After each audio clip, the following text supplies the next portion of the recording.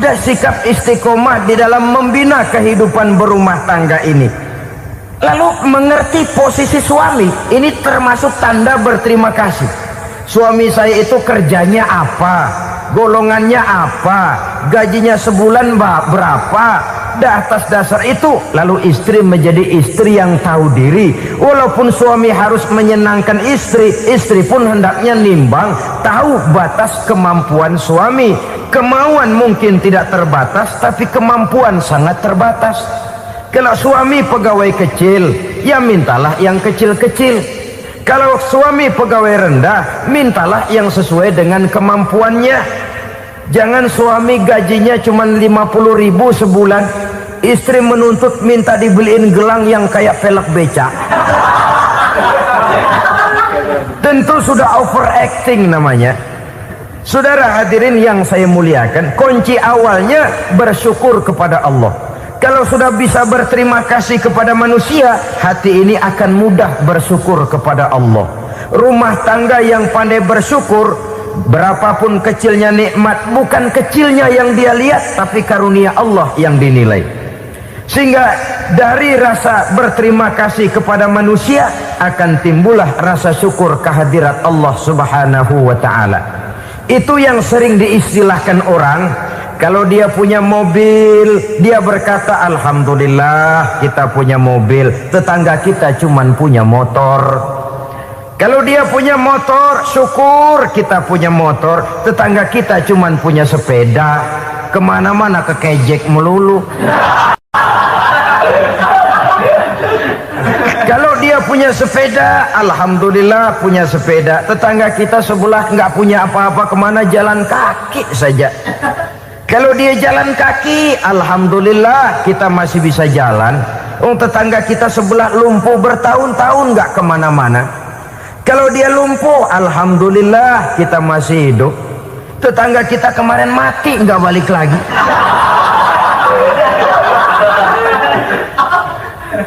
Lalu akan timbul rasa syukur.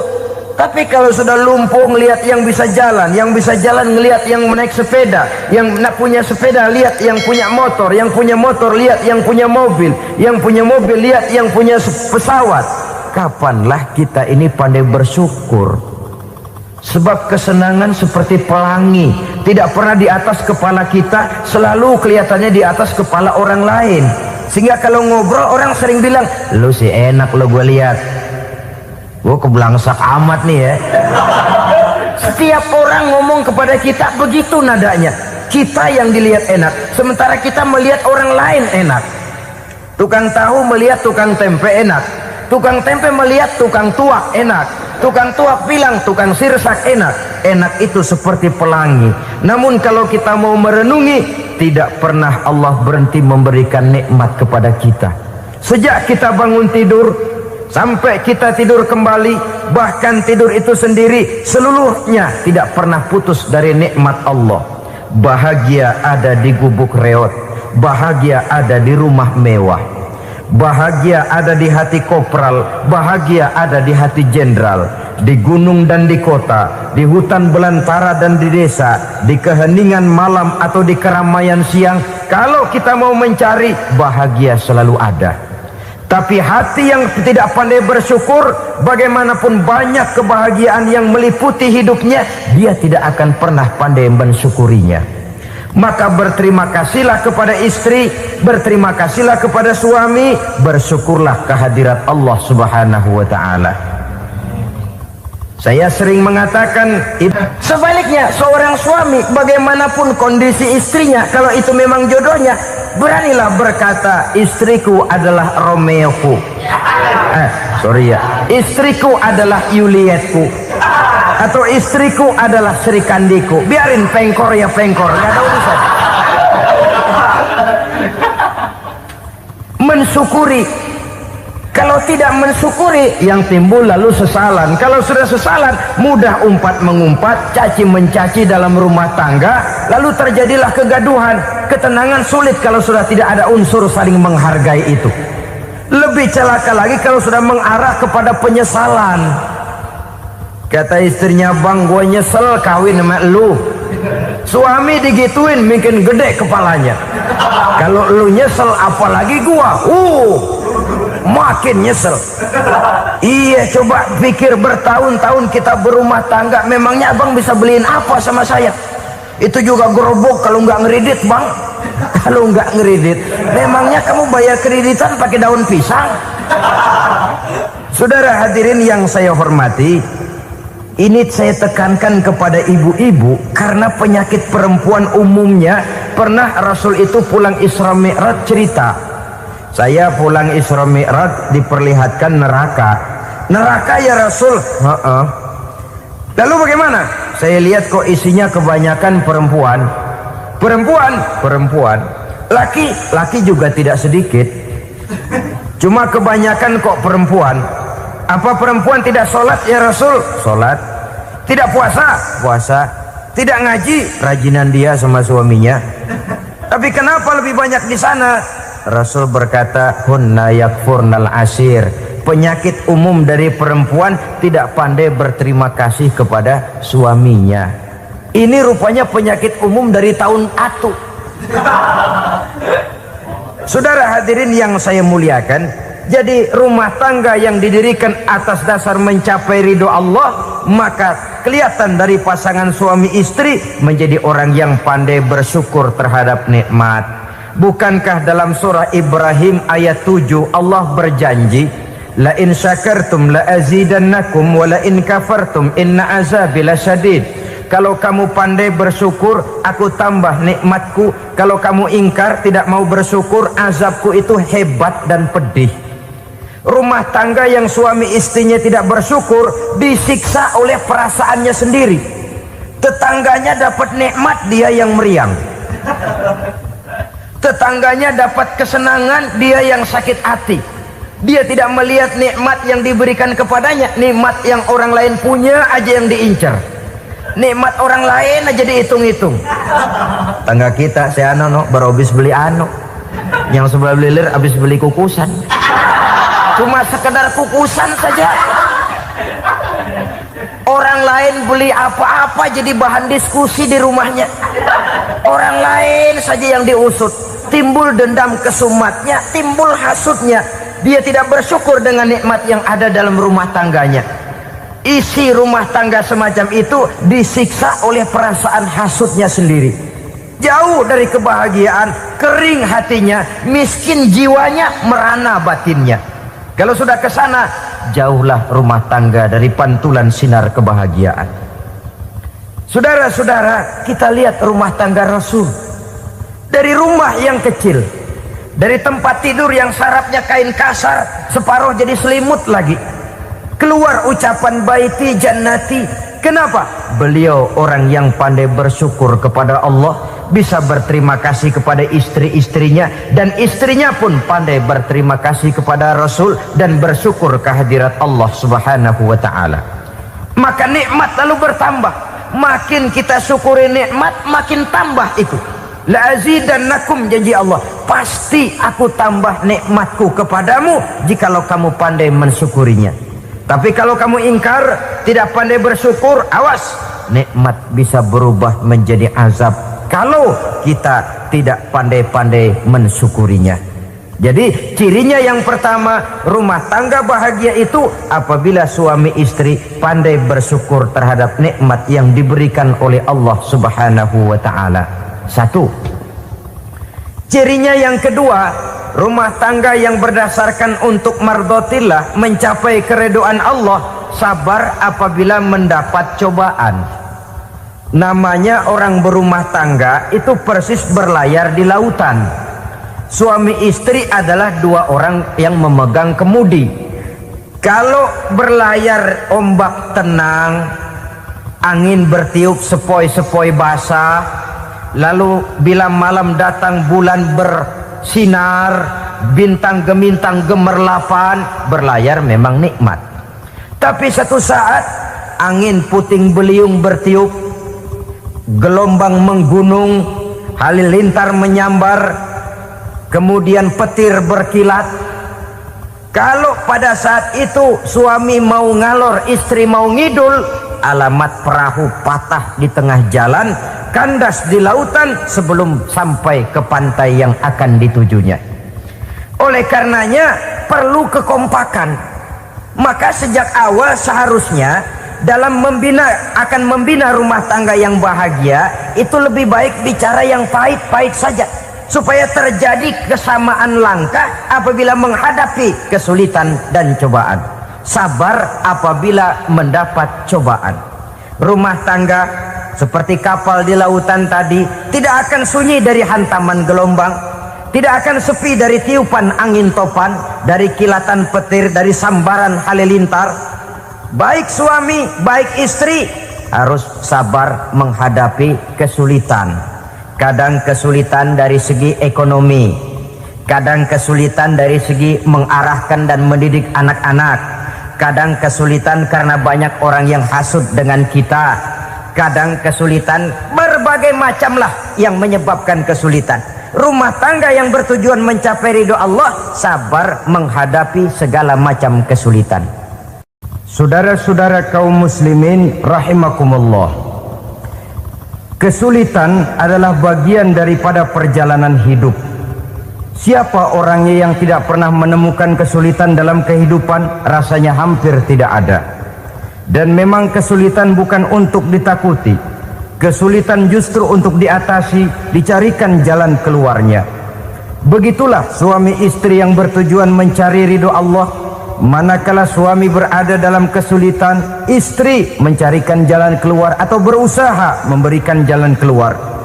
Sebaliknya, manakala istri dalam kesulitan, suami bisa mencarikan jalan keluarnya, sabar dalam menghadapi segala macam kesulitan. Dalam surah Luqman ayat 17, Allah Subhanahu wa taala berfirman, "Wasbir 'ala ma asabak, inna dzalika min azmil umur."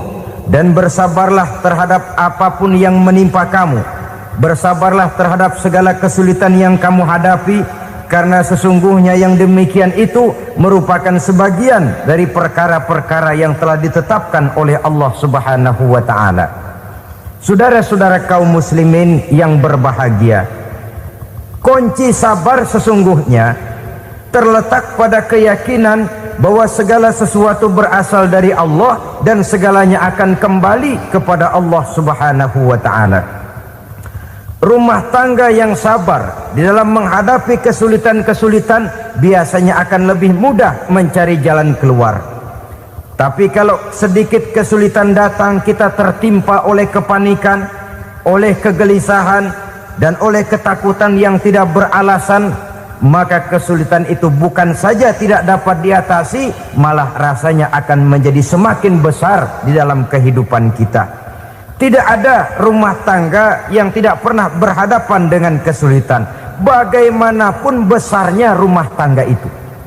Itulah sebabnya kita memerlukan orang lain. Hidup berumah tangga itu seperti orang punya mata. Kalau mata kita kelilipan, kalau mata orang lain kelilipan, gampang kita tiup. Tapi kalau mata kita sendiri yang kena kelilipan, tentu kita memerlukan orang lain untuk meniupnya. Oleh karenanya, suami istri harus saling mencarikan jalan keluarnya. Walaupun kerjanya berbeda, suaminya pergi mencari nafkah, istrinya berdoa di rumah. Kalau perlu melakukan sholat duha, mendoakan agar usaha suaminya dimudahkan, dan begitu selanjutnya. Sehingga dengan adanya kebersamaan, walaupun tidak selalu bersama-sama, maka masing-masing melaksanakan tugas dengan tenang dan merasa yang satu berbuat untuk kepentingan yang lain. Inilah cirinya yang kedua, sabar bila mendapat dan berhadapan dengan segala macam kesulitan. Kadang orang mendapat kesulitan itu berkeluh kesah. Bukan berkeluh kesah, tapi mencari jalan keluar dan mengambil hikmah yang ada di dalamnya apa. Karena bukan kemudahan, kesulitan yang membuat orang dewasa. Bukan kemudahan, tapi kesulitan yang membuat orang berpikir, dinamis, kreatif. Kalau seluruh jalan yang kita tempuh mudah saja, gampang saja, rasanya monoton kita ini. kehilangan dinamika dalam perjuangan, kesulitan yang membuat orang matang, kesulitan yang menempa kepribadian untuk lebih dewasa menghadapi bahtera kehidupan, membuat pandangan makin arif, wawasan makin luas, dan analisa semakin tajam. Sama saja dalam hidup, sesungguhnya pujian sering menjadi racun, dan caci maki kalau kita tanggapi secara positif sering membuat kita makin dewasa. Jarang orang berpikir kalau dipuji, tapi baru dia merenung dan mencari diri setelah dicaci maki dan dikritik habis-habisan. Walaupun watak umum manusia senang dipuji, marah kalau dicaci maki. Biasanya kalau ketemu cewek cakep kita bilang, kamu cakep deh. Dia paling bilang, ah abang bisa aja. Walaupun dia bilang, ah abang bisa aja, hidungnya mah tetap mekar. Seneng kalau dipuji, itu kecenderungan manusia. Marah kalau dicaci maki, marah kalau dikritik. Tapi sesungguhnya pujian sering jadi racun, caci maki sering jadi obat. Orang takut minum obat karena pahitnya, padahal efeknya itu akan lebih memberikan kesehatan kepadanya. Orang takut menghadapi kritik, orang takut dan tidak ingin dicaci maki, padahal itulah yang sesungguhnya menjadi cambuk kalau tidak dia salah tanggap, menjadi sugesti yang mendorong dia lebih maju lagi. Karena memang bukan pujian, tapi caci maki dan kritik yang membuat kita makin berpikir tajam.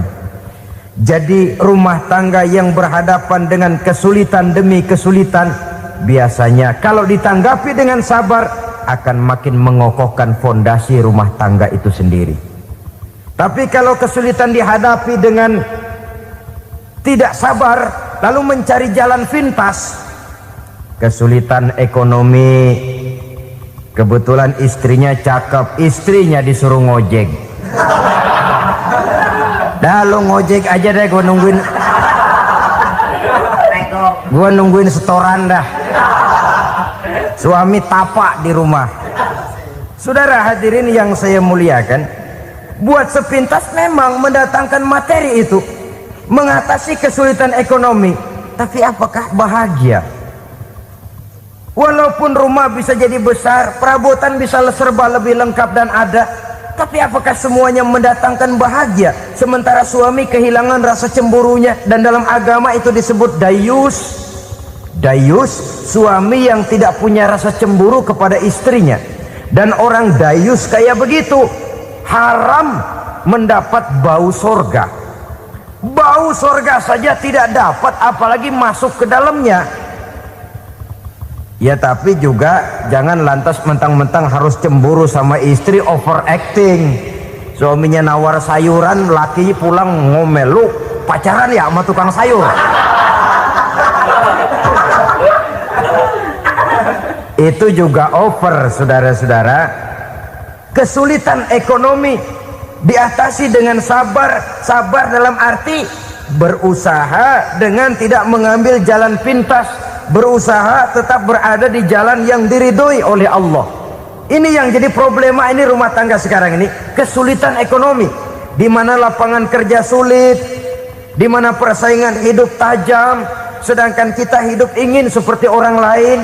Kita mudah gelap mata, mudah picik pandangan, mudah sulit pertimbangan, lalu mengambil jalan pintas.